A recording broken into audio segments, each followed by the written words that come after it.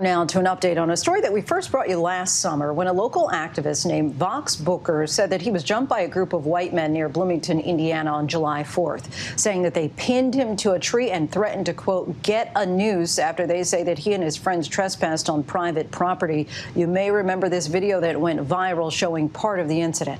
Let him go. Let him go, dude. Let him go. Let him go, please. Let him go.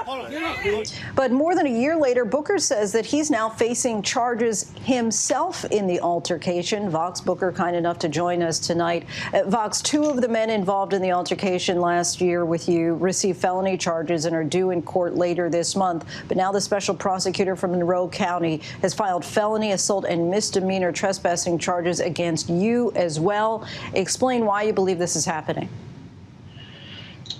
First of all, to have charges filed against you in your own hate crime is outrageous. I believe the motivation behind this is simply that for the last year, the special prosecutor, Sonia Learcamp, has pressured me that I should forgive these men. She's talked about this idea she had of a forgiveness tool and how good it would be for the community, and seemed more concerned about that than my actual welfare. But why do you feel that she is going forward with pressing charges against you? I think it's an intimidation technique. I don't know if she really means to carry these all the way through, or if her intent is just to get me to back down and not make a fuss when she dismisses charges against these men. We did reach out to the Monroe County Special Prosecutor's Office, and she said that she is, quote, ethically restrained from commenting upon the evidence prior to trial, and that she is, quote, doing my best to apply the law to the facts. What evidence do you have to back your claim that these charges are being filed because you didn't participate in the restorative justice effort? Well, one of the things is the participation agreement itself that was first drafted. The first draft that she gave me locked me into confidentiality. It contractually obligated me to agree with the dismissal of charges, and it dictated that I would participate in a joint press conference. Now, David Hennessy, the attorney for two of the other parties, had no comment on your charges, but has said in the past that you were, quote, the instigator and the agitator, and that you punched one of the men 3 times and had to be restrained. What's your response to that? It's the oldest trope in the book that the black man is the aggressor. It would ask one to believe that I would go up to a group of drunken white men wearing Confederate flag hats and grossly outnumbered and suddenly start assaulting them. So you're saying that you never punched anyone there?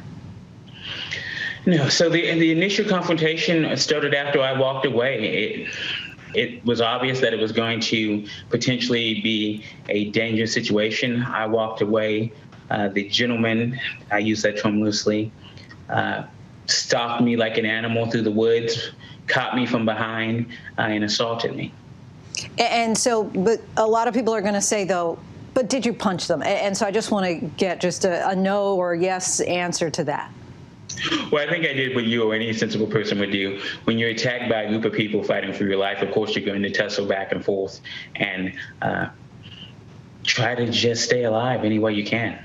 And you've been charged with trespassing on that property in the past. You have said that organizers of the event that you were attending gave you permission to walk through. Will you be able to prove that?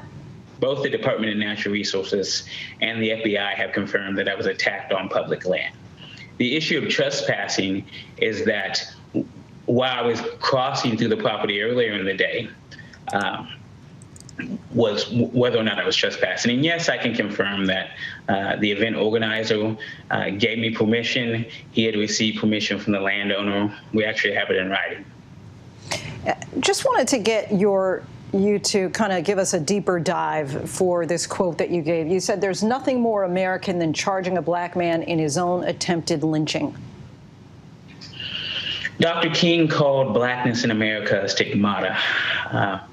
From the very founding documents of our nation, black folks were rendered as not only less than a person, but as property. So when we have these issues of property rights, whether we're talking about folks protesting in the streets, whether we're talking about whether or not I was trespassing on someone's land. The idea that property is somehow tantamount to the worth of my life is very American. And honestly, some folks feel like the only thing that happened that was wrong was that these men should have succeeded when they attacked me and accused me of trespassing on their property. Mr. Hennessy also said last year that you were, quote, putting forth a false narrative about that day, a year after what you say was a threatened lynching. What do you want people to know about that day and its impact on you and beyond? You know, I felt safe in my community. I am a respected figure. I've been a public figure, a human rights commissioner. Never did I imagine that folks would attack me and beat me and threaten me with a noose in 2020. I need folks to understand that these are issues that are still happening, that it's very important that we still are pushing society forward. We saw the passage of Stop Asian Hate Act in record time, but for decades we haven't been able to pass a federal anti-lynching act.